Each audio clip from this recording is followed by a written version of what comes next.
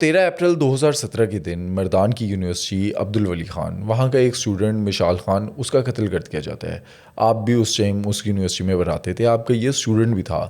اب مشال خان کا قتل کوئی پری پلانڈ مرڈر تھا، سازش تھی، یا موقع پر ایسے حالات بنے جس کو بنیاد بنا کر اس کو قتل کر دیا گیا؟ یہ باقاعدہ ایک منصوبہ بندی کا حصہ تھا۔ وہ جو الزام لگا توہین مذہب کا، یہ قتل ایک نوجوان 21-22 سال کے نوجوان کی ہلاکت نہیں ہے، یہ قتل ایک منصوبہ بندی کا حصہ ہے جو روشن خیالی، تجسس، سوالات پوچھنے کا فن،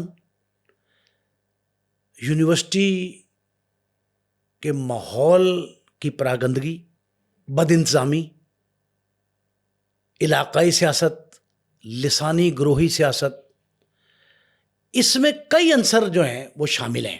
ایک دم نہیں ہے ہو گیا کہ جی مشال کو آ کے مار دیا۔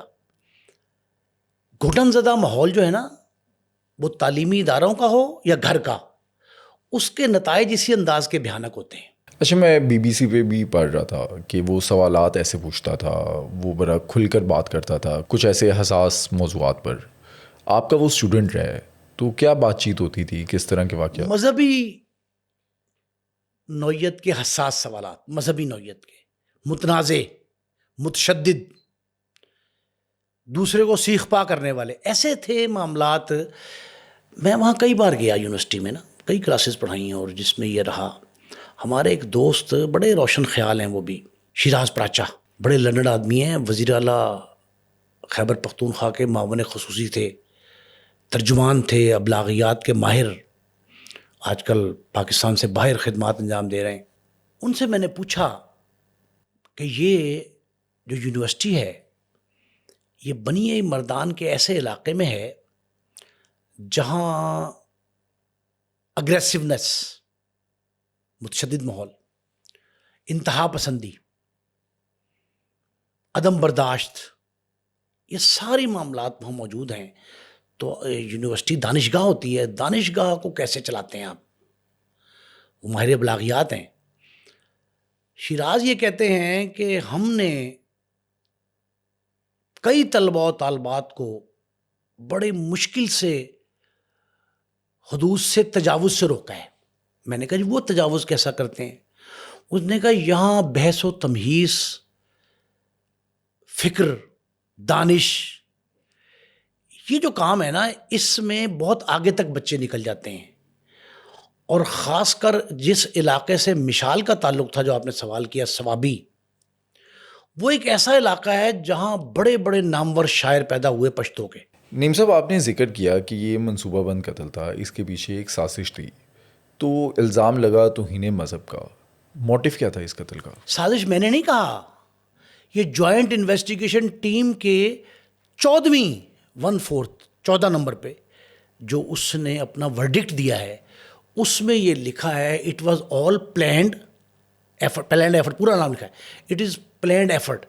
یہ باقاعدہ منصوبہ بندی ہے، یہ ایک دن میں، ایک لمحے میں پر سات جو ہوتی ہے نا، ساتن نہیں ہوا، یہ ایک درجہ بتدریج یہ بڑھتا رہا معاملہ۔ کس نے کی، کیوں کی؟ محض طالب علموں کا ایک ہجوم نہیں تھا، بے ہنگم ہجوم جو ہوتا ہے وہ نہیں تھا، اس میں یونیورسٹی کے اساتذہ اور ملازمین کی بڑی تعداد شامل تھی، ہاسٹل بورڈنگ کے ملازمین جو ہیں وہ بھی شامل تھے۔ کہتے ہیں ہزاروں کی تعداد میں تھے۔ ہزاروں کی تعداد میں تو حملہ آور تھے نا جو مار رہے تھے، یہ سوچے سمجھے بغیر کہ کیوں کر رہے ہیں ہم۔ اب یہاں موب سائیکی کیا ہوتی ہے، ہماری کمیونیکیشن کی ٹرم ہے کہ موب سائیکی کیا ہے، بینڈ ویگن ٹیکنیک کیا ہے، کہ ایک شخص مال روڈ پہ ایک احتجاج ہو رہا تھا، ایک نماز جنازہ تھا ایک مسلکی رہنما کا، اس کے نماز جنازہ کے میں سے ایک ہجوم نکلا، اور وہ وہاں ایک بہت بڑا علمی ادبی مرکز تھا، اب بھی ہے، اس کی باقیات ہی ہیں، بس سمجھیں، کلاسیک پہ لوگ پتھر مار رہے تھے، پھر ایک ڈنڈے پہ کپڑا باندھ کے آگ لگانے کی کوشش کر رہے تھے اس کے نام کو۔ اس کے مالک تھے آغا امیر حسین، ان کی تصویر باہر جلائی گئی، اندر ان کا شوکیس تھا جس پہ کچھ کتابوں کے سر ورق تھے، اس کو آگ لگائی، مجمع میں سے جب بھاگ کے گئے تو ہم اخبار نویس رپورٹر جو کھڑے تھے ہم بھی پیچھے بھاگے ان کے, اور ہمیں پتہ تھا ادھر خانہ فرنگ ایران تھا, ادھر کلاسیک تھا. وہ دونوں کو پتھر مارے بعد میں آتے زدگی. جب لوگ پتھر مار رہے تھے ان میں سے ایک سے میں نے پوچھا, میں نے کہا بھائی یہ کیوں مار رہے ہو؟ کہتا وہ جو مار رہے ہیں, کسی دوسرے کی طرف اشارہ کیا کہ وہ جو مار رہے ہیں. یہ ہے بینڈ ویگن ٹیکنیک. یہ کیا ہوتی ہے کہ ایک کو دیکھ کے دوسرا مار رہا ہے, یہ جانے بغیر سوچے سمجھے بغیر کہ مارنا کیوں ہے, اس نے کیا کیا ہے, اس نے کیا قصور کیا, کوئی پتہ نہیں.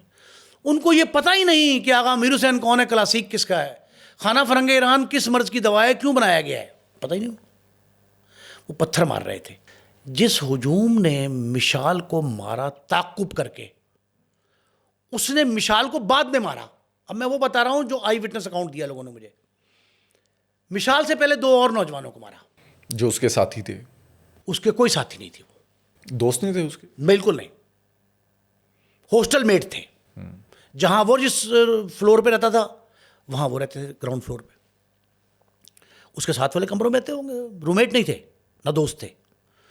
جب ان کو مار کے ادموا کر دیا, ان دونوں کو شدید زخمی کیا, ان سے یہ پوچھا جوائنٹ انویسٹیگیشن ٹیم نے ان زخمیوں سے کہ تم بچ کیسے گئے, تمہیں کیوں نہیں قتل کیا؟ انہوں نے کہا کہ بہت سے ٹیچر بہت سے دوست ہمارے آ گئے, انہوں نے کہا ان میں سے مشال ہی کوئی نہیں ہے. جرم کیا تھا؟ آپ نے پوچھا دوسرا سوال, جرم کیا تھا ان کا؟ ان کا جرم یہ تھا کہ وہ روشن خیال تھے,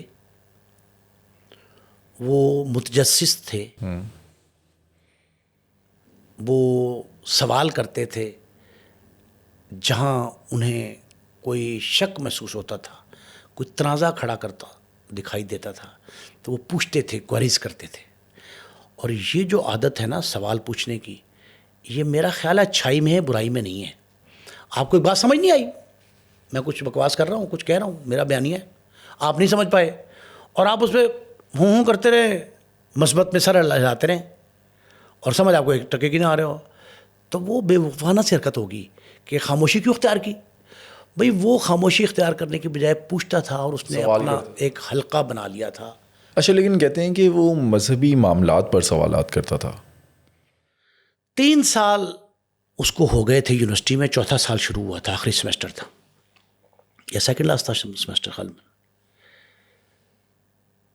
وہاں اس کے دوست یہ کہتے ہیں کہ وہ مذہبی تھا.